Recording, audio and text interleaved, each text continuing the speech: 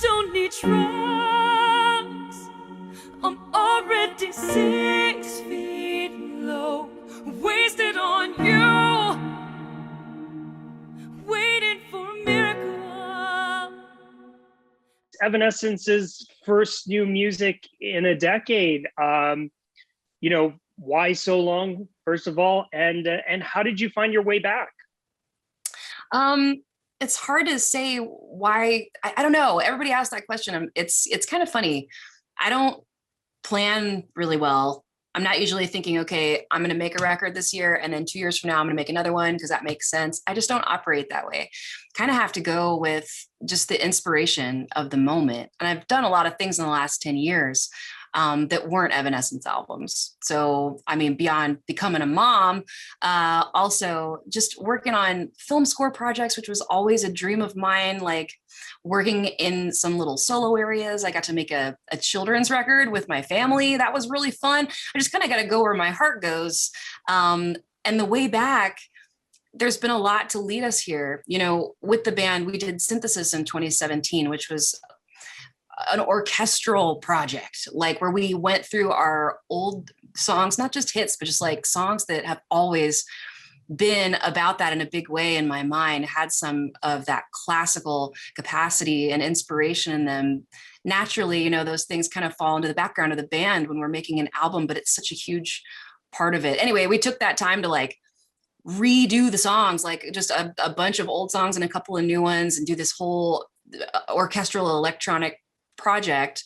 And then we toured with a live orchestra. All of that was really good for us in a weird way, like reinvesting all of us as this group in our roots, in what the roots of Evanescence are, and like really digging into those old songs in a way like we were recreating them. I think that was really important for all the other guys in the band, because none of them were there then. And for me as well, to be able to pour the love back into our past and like not just accept and understand it, but to really truly put love into the past. And then go on that whole orchestra tour made us want to rock really hard. So after that, we started playing rock shows and getting back to our roots in a different way. So after all that groundwork was laid over the last 5 years, then it was like, okay, we know who we were, we know who we are. Now let's find out what the future is.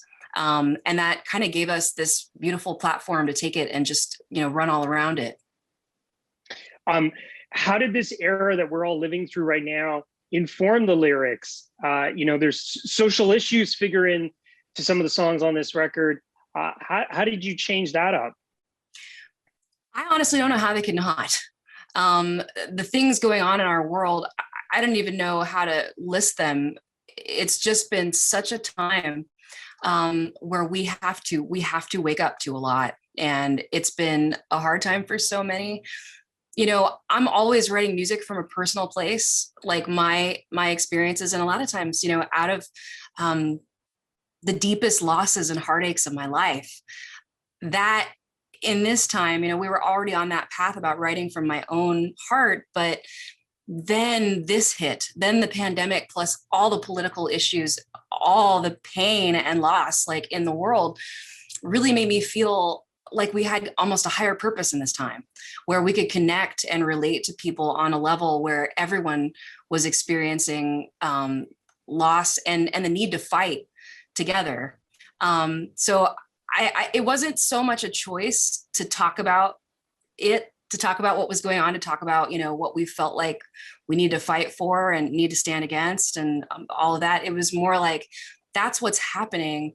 And the music is the place where we have to be true. I have to be completely honest with myself. It's so wrapped up in who I am. And also, if there's a way we could encourage something good to happen in the world, that we could help get through this together to another place by using our platform to, try to shine light on truth and love and hope for a better future, then we definitely wanted to do that. Can you talk a little bit about creating the album? It was done during the pandemic, some of it during the pandemic. How did it all come together for you, Amy? It was different, like everything. We started out at the beginning of 2020, and we started off different. It was right before the lockdown, and we just kind of I'm all about just kind of breaking our old rules these days. So why do we do the things we do? You know, it's always been this rule that we have to write all the songs and know what we're going to go in and record. Just logistically makes sense. It's the best use of time and money. Lay down all the drums to all the songs, then lay down all the bass, then lay down all the guitars. It's very methodical. There's nothing wrong with that, but it's just the way we've always done it. And it gets kind of old by the end of it. You're kind of burned out, just like at the end of a long tour, you know, ready for the other thing. And I've just been in the mindset of like, why do we do that? Why don't we do it different? You know we have a few songs now. We're going to be going on tour in March. We thought we were. Why don't we go in the studio with Nick, our producer from the self-titled, who loves, you know, the new music we have so far and has ideas about it. And we know we love working with them, and just see how it goes. And I think we were originally just going to do 2 songs, and then it turned into 4 because it was such a productive, good, creative thing going on. So we got to the end of those 4 songs, and then it was like everything changed. Lockdown, no tour, everything. And we just committed to making last year about the album. If we're going to have all this time, if I'm going to have all this time with forced isolation and like introspective, you know, alone with myself, I'm going to use it because that's actually part of my process anyway. This was a time and a place where there was no escape from anything. We all had to face a lot of ourselves, some of the things we didn't want to, and it was a really good creative time for that. We were able to get back together, me and most of the band, the Americans, me and the guys. Jen's been stuck in Germany this whole entire time, but we got back together at the end of July, laid down the rest of the stuff together, wrote a couple new songs. There was just a new fire and energy after having to be apart. And then I just spent the rest of last year with Nick, finishing it all up, and here we are. We did it. Oh, feels so good to have it done. That's a long answer. Bitter Truth, it seems like such an apropos title for the times that we're, you know, living in right now. Can you talk a little bit about the decision to call the record Bitter Truth? Titles, of all the things that I slam my head up against the wall, and lyrics sometimes up against time, but the title of the album has always been something that kind of just showed itself. And right around the time that the pandemic hit, we didn't think that Wasted on You was going to be our first song. We thought it was going to be Use My Voice. And suddenly the mood changed, and it's not that that wasn't relevant, but it wasn't the time. And Wasted on You made perfect sense, and suddenly the lyrics took on a new meaning. And they were about the situation that we found ourselves in. And that line, the bitter truth, is from that song. And it just became like, that is it. That is the theme that we keep coming back to in this, is that what we need within ourselves and, you know, in the world is to face the truth, bitter as it may be, because we're never going to get to a better place or be able to change anything about ourselves or about the world that we're in, fix any problem. We can't first just admit that things are broken right now. I think for fans, the music on this new record felt familiar to me, thinking back on your older songs, but also evolved in a way. Talk to me a little bit about your musical evolution, you know, young Amy to now, 2021. It's been a long road. That's hard to sum up. There's definitely been a lot of growth, you know, and it comes from just a life place for me, musically as well. I mean, I've learned so much. When we were starting out, when Fallen came out, I think that, I mean, I'd played like 12 shows. It was so new. I was just learning how to write music and who I was and what I had to say. It was just coming out, you know, naturally, which is beautiful, but it was just really new. By now, we've played concerts to thousands of people all around the world for years. The skill that builds is real. And you learn through working with a lot of different people. You pick up different tricks and ideas and inspirations from working with great musicians. I've had the pleasure of working with a lot of great musicians. The musicians that are in my band are all amazing. And I don't know, we've learned to really gel together. I think that one big standout difference for us as a band now from back then is it really is a band. We really can stand in a room and feel each other's ideas out and flesh out ideas and fight with each other in a positive way, and, you know, like pick the things that work and throw out the things that don't and push each other to do better. That's something that's really cool that didn't exist before. I used to be just really, I don't know, insecure, I think is the right way to put it really, but just very protective about my writing process and what it felt like to be creating something. And somebody might think I suck. You have to suck.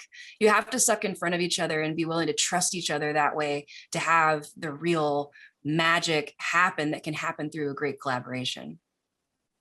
You were so young when you became famous. Was it easy for you to sort of maintain the musical identity that you envisioned for yourself as an artist? Was it hard? Did you have people trying to change you or box you in or change your sound? Yeah, sure. From the beginning, yes. That was especially a thing with our first album. You know, before Fallen came out, there was a lot of label pressure to fit into whatever box, be something that people could take in a bite-sized piece. And that's just really not the band that we are. It's hard to sum it up. So yeah, that was definitely a big thing. That's why there's Rap and Bring Me to Life. But fighting for that, fighting always to be true to what I really believe about the music has just been part of it for me, from a lot of different angles. But honestly, the fact that it's something that I've had to fight for has made it that much more valuable to me and that much more precious now. And we have millions of fans all over the world who have been so incredibly loyal to us and come back to us even in the years where we weren't coming back with a new album, and just made it feel like it was worth something more than just pleasing myself. You know, it's something that is bigger than me and bigger than us, and that it just gives it a whole other layer. For me, it just makes it I don't know, better. It makes it more special. It makes me want to keep doing it. I have to say also that the time in between, the time that we haven't made music and come out with another record right away, has been really good for me to really know who we are, because allowing myself creatively to go down different paths and try different things that are extremely different than Evanescence. Making a kids record is a great example of that. Allowing my heart to kind of be free and go anywhere it wants to go leads me back to this over and over again in a really pure and honest way, to where I want to do that thing that has been real within me from since I was a teenager. I remember coming across a photo of you from the Grammys when you won Best New Artist not too long ago, actually. And I thought to myself, I'll ask you this question. What advice would you give young Amy? Oh, just to not be afraid. There's just always a lot of juggling and anxiety and I don't know. It was a beautiful time in so many ways, such an important time in my life, but it was also full of a lot of just worry. If I could just show myself a glimpse of the future, that it was all worth fighting for and that I really was going to like make it to this point, I would have been surprised and relieved. There were a lot of times back then when it felt like everything was falling apart and I was barely holding it all together.